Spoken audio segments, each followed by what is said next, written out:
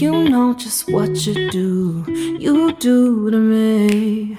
Play my emotions like a pair of puppet strings. Did it ever occur to you my heart's more than a toy?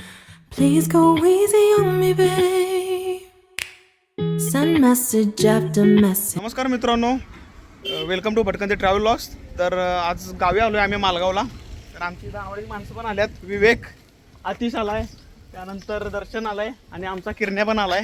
आणि इकडं आमचा भाऊ बसलाय बघा, मोठाच्या मोठा. तर आम्ही जाणार आहे दंडोबा डोंगरावर.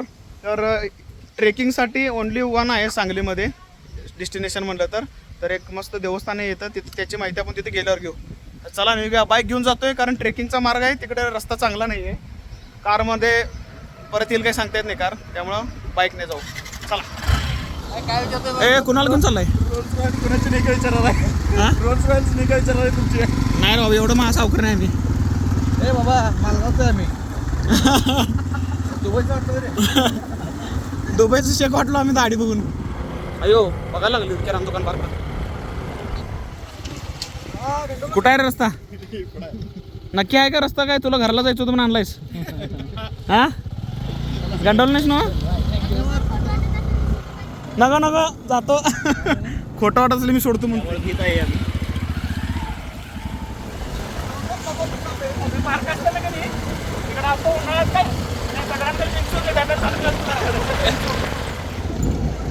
रातच गेला असतं गिरीला, रातच गेला असतं गिरीला.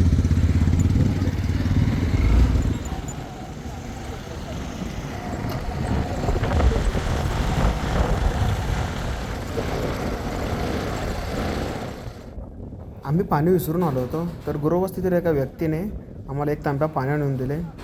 तर गावाकडचे लोक खूप प्रेमळ असतात हेच सांगायचं आहे. तर मित्रांनो, दंडोबाच्या पायथ्याशी आलो आहे. तर सिद्धेवाडी रोडला यायचं आहे तुम्हाला. आणि सिद्धेवाडीमध्ये आल्यावर गुरव वस्ती म्हणून विचारायचं आहे. तर गुरव वस्तीपासून तुम्हाला ट्रेकिंगचा मार्ग सुरू होतो. हे समोर डोंगर दिसतोय. तर ट्रेक कंप्लीट झाल्यानंतर वरून तुम्हाला महादेवाचं मंदिर दिसेल. तर चला जाऊयात.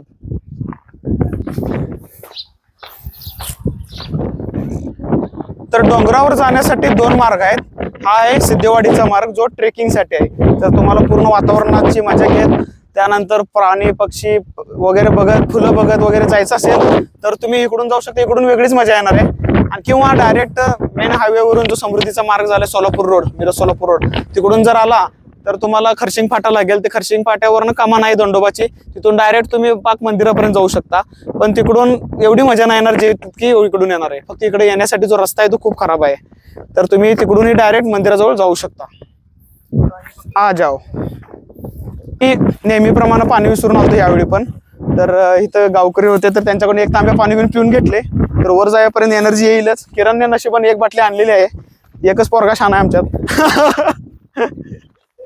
मोठा असते.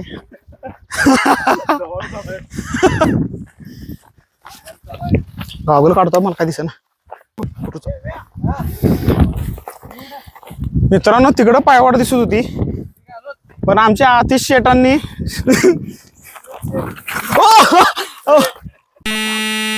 गेली लेन्स. नाही, फिल्टर नव्हतं. काय हाय, फिल्टर आहे. पार्सल परत थांब. योग्य वेळ काढतो आता फक्त. झाडाचे फोटो. कॅमेरा पडला रे, थांब. कॅमेरा फुटला, आलो थांब. नाही नाही, किरण्यामुळे झाला व्हिडिओ काढायला.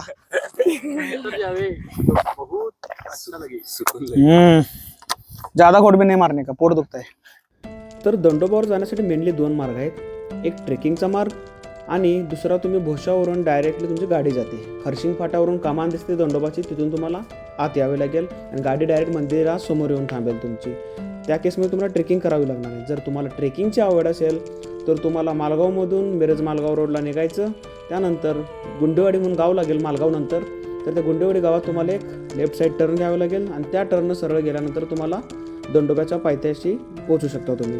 तर तो रस्ता खूप खराब आहे, त्यामुळे कार घेऊन जाणं अवॉइड करा आणि बाईक पण सुस्थितीतली घेऊन जावा.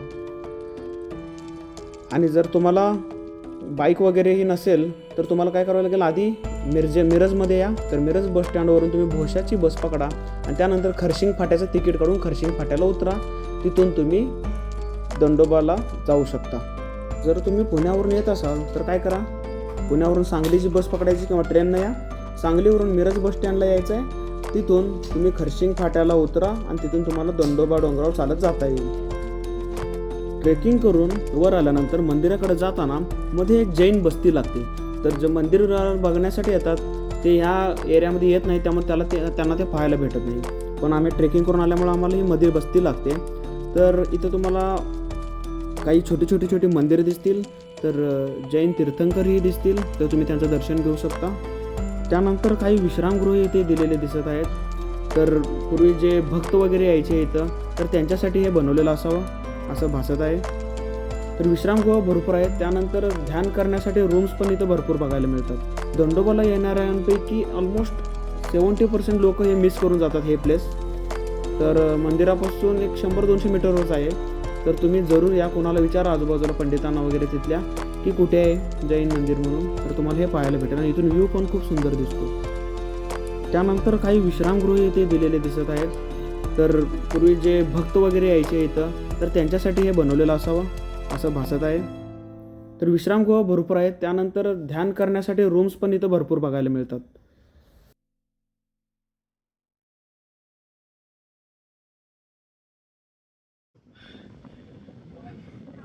फायनली मंदिर दिसलेलं आहे. आम्ही कोणत्या रस्त्याला आम्हालाच कळलं नाही.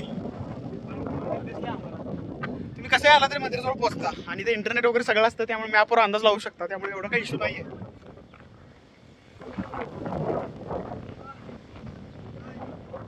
दर्शन बघू शकता आमचा.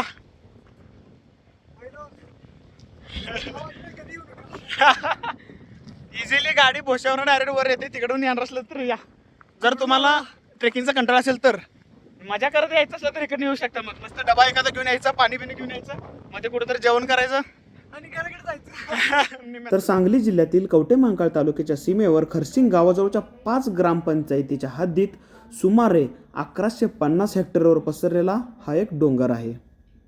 तर अफाट पसरलेला डोंगर आहे मित्रांनो. महादेवाचं मंदिर असल्याने श्रावणाच्या कोणत्याही सोमवारी जर आला तर तुम्हाला इथं प्रचंड गर्दी पाहायला भेटेल. डोंगरावर आलेलो आहे आपण.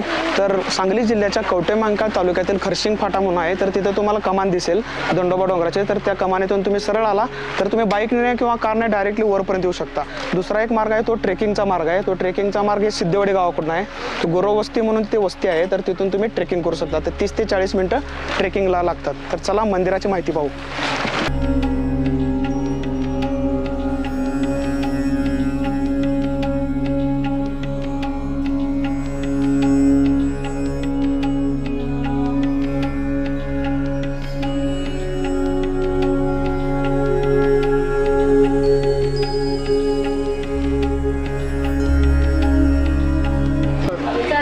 दंडोबा हिलचं प्रमुख आकर्षण म्हणजे हे दंडनाथाचं मंदिर.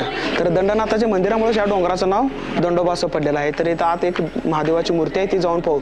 तर 100 ते 125 फूट डोंगर पोखरून हे मंदिर बनवण्यात आलं आहे. आणि एक आत सुंदरशी गुफा पण आहे. तर त्याची सर्व माहिती आपण आज जाऊन पाहू. तर चला मित्रांनो. तर हा डोंगर सुमारे 100 ते 125 फूट पोखरून हे मंदिर बनवले गेले आहे.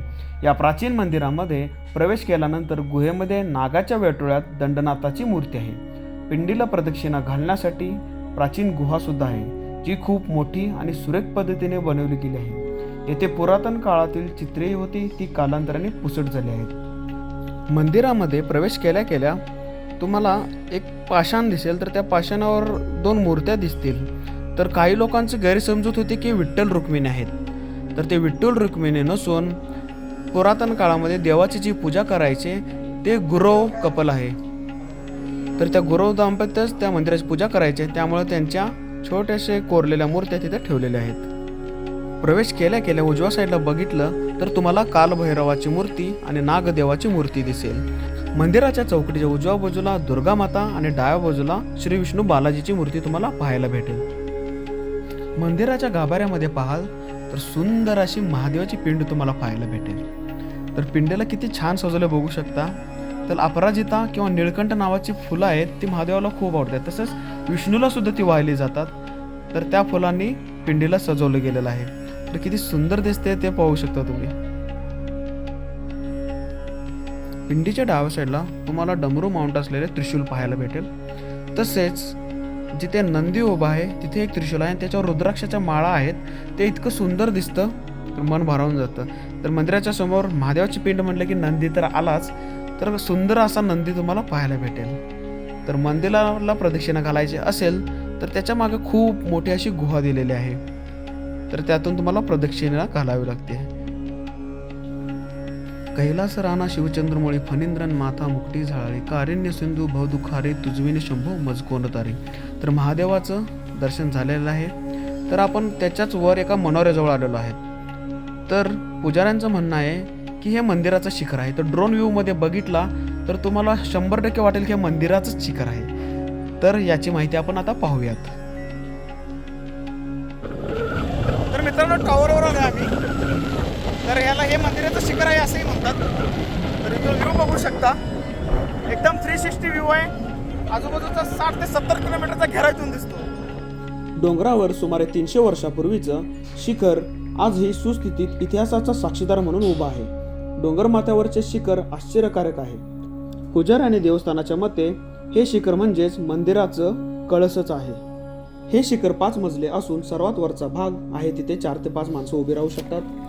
पहिल्या टप्प्यावर जाण्यासाठी पायऱ्या आहेत, पण तिथून पुढे वरती जायला मानवनिर्मित पायऱ्या नाही आहेत. तिथे एक दगड आहे, यावरूनच वरती जाता येतं. 4थ्या टप्प्यावरून वरती जाण्यासाठी परत पायऱ्या आहेत. एका वेळी एकच माणूस जाईल एवढीच येथे जागा आहे. शिखरावरती गेल्यावर या परिसरातील अंदाजे 60 ते 70 किलोमीटरचा प्रदेश तुम्हाला पाहायला भेटेल.